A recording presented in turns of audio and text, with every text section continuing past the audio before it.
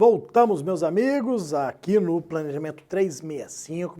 Nós vamos falar agora sobre um tema de direito processual do trabalho que já estava previsto no CPC e que com a reforma trabalhista foi incorporado à CLT, que é o procedimento para desconsideração da personalidade jurídica. Vejam que essa desconsideração da personalidade jurídica é algo que sempre ocorreu no processo do trabalho, todo santo dia. Infelizmente, os juízes do trabalho verificam que as pessoas jurídicas que foram condenadas não possuem patrimônio capaz de arcar com a condenação. E aí, em virtude disso, passam a buscar bens dos sócios. Isso sempre foi uma realidade no Brasil. Ocorre que, principalmente antes do novo CPC, do CPC de 2015, isso daqui era feito sem procedimento algum. Então o juiz do trabalho tentava penhorar bens da pessoa jurídica, tentava, não conseguia, então por meio de uma decisão, sem ouvir os sócios, simplesmente desconsiderava, lançava ali o CPF dos sócios no sistema e era feito o bloqueio ali de numerários em conta, ou então eram feitas ali as penhoras em bens dos sócios. Vejam que esse fator surpresa, ele teoricamente violava o contraditório, mas ele trazia uma grande efetividade para o processo. O sócio não estava esperando aquela penhora e ela era feita. A grande questão aqui era a discussão se o sócio deveria ser intimado antes ou não para apresentar eventual defesa ou manifestação. Os juízes do trabalho, eles desconsideravam de uma hora para outra, com a mera decisão. Esse efeito surpresa, como eu disse, ele era favorável para o processo do trabalho, mas havia o questionamento sobre violação do contraditório. Pois bem, veio o novo CPC, o atual CPC, nos artigos 133 a 137 e começou a falar de um procedimento em contraditório. Suspensão do processo principal, intimação para manifestação dos sócios, para só depois o juiz poder decidir se desconsiderava ou não. Perdemos ali em velocidade, ganhamos ali em segurança jurídica, mas perdemos em velocidade, perdemos o efeito surpresa. Imagina que você é sócio de uma empresa que está sendo executada e o juiz te intima para apresentar manifestação em 15 dias sobre eventual possibilidade, sobre um pedido de desconsideração.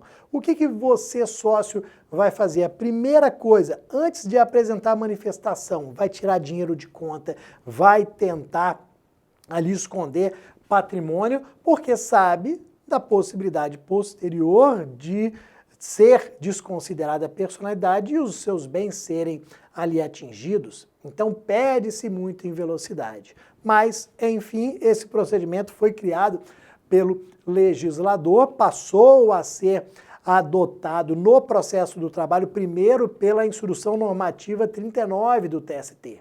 Lá em 2016, a Instrução Normativa 39 passou a falar sobre a necessidade de aplicação desse procedimento.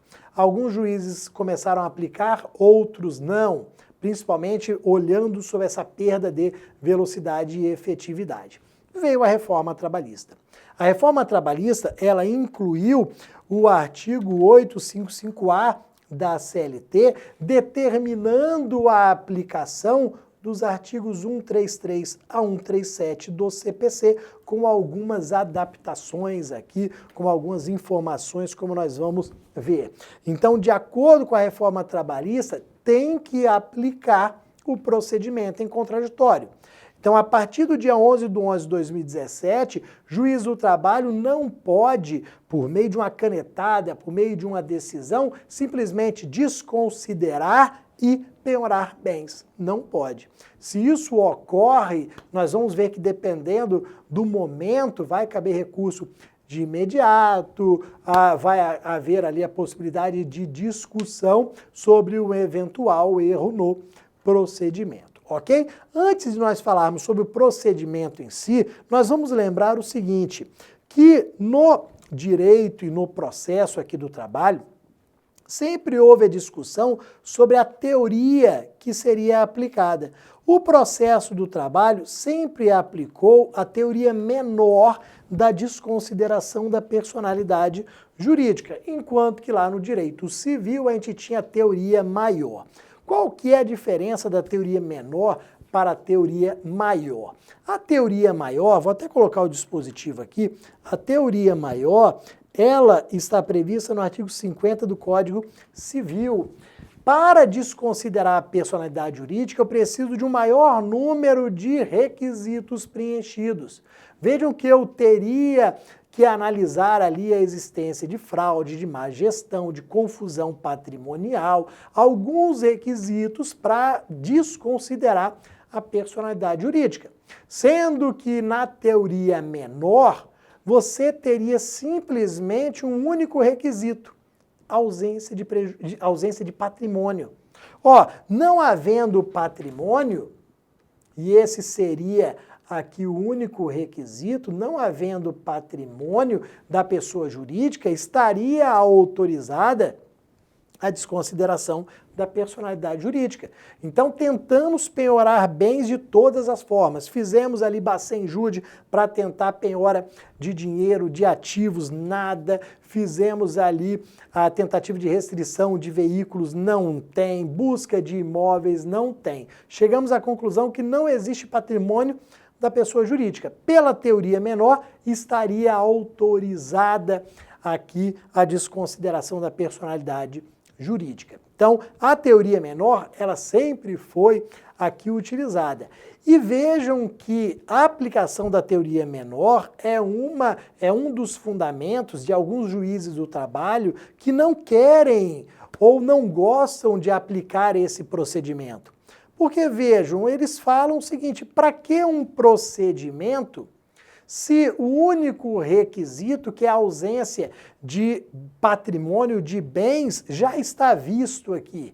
A partir do momento que nós tentamos penhorar vários bens e não foram localizados. Para que intimar o sócio? A verdade, meus amigos, é que nós temos aqui um imperativo legal. O artigo 855-A da CLT diz que, gostando ou não, nós temos que oportunizar o contraditório. Tem que intimar o sócio para manifestação em 15 dias. Tem que oportunizar ao sócio aqui a produção de provas. Então, independentemente da teoria, independentemente de você gostar ou não dessa situação, é um imperativo legal. A gente não tem aqui exceção, a gente não tem possibilidade de agir de maneira diferente. Então, tem que intimar o sócio para manifestação. Vejam que nessa manifestação, o sócio ele pode se utilizar do chamado benefício de ordem e indicar eventual bem da pessoa jurídica que não tenha sido ainda descoberto. Caberia? Sim. Então, nessa manifestação, ele vai falar o seguinte, não tem aqui que...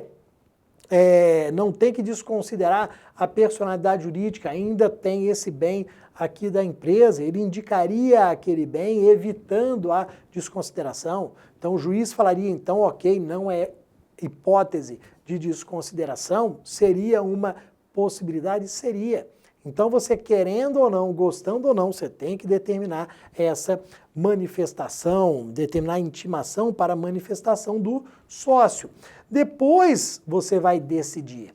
E aí vem um ponto importante do artigo 855-A da CLT, que é verificar a recorribilidade ou não da decisão que desconsidera ou a decisão que indefere a desconsideração. Julgamos, decidimos o incidente de desconsideração. A primeira pergunta que sempre vem é o quê? Cabe recurso? A resposta é depende. Depende do momento em que ocorreu esse procedimento. Se nós pegarmos assim, no dia a dia, 90% das vezes, a desconsideração vai ocorrer no processo de execução. 90% das vezes. no processo de execução vai ocorrer a desconsideração depois de todas as tentativas aqui de penhora.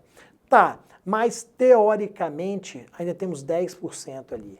Vamos dividir esses 10% entre pedidos de desconsideração da personalidade jurídica formulados no processo de conhecimento e nos tribunais. Vejam que, dependendo da situação, eu não preciso esperar o processo de execução para requerer a desconsideração. Não, se eu já tenho elementos que indicam que a empresa não vai ter patrimônio, no processo de conhecimento eu já requeiro.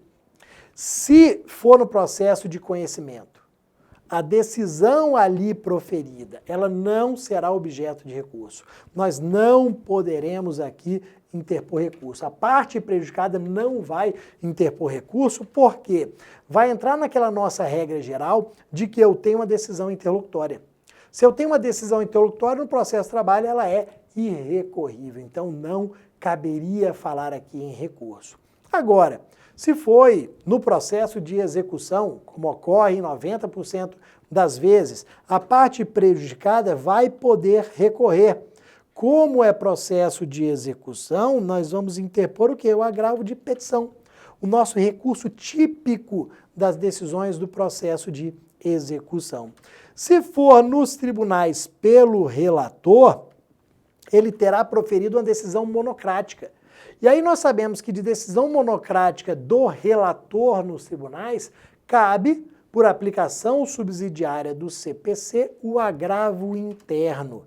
Então, por ser decisão aqui, por ser decisão monocrática do relator, vamos interpor o recurso de agravo interno previsto lá no artigo 1021 do CPC, que vai se aplicar aqui subsidiariamente. Tá bom, meus amigos? Essa daqui é a desconsideração da personalidade jurídica que nós temos no artigo 855-A da CLT. Daqui a pouquinho eu volto.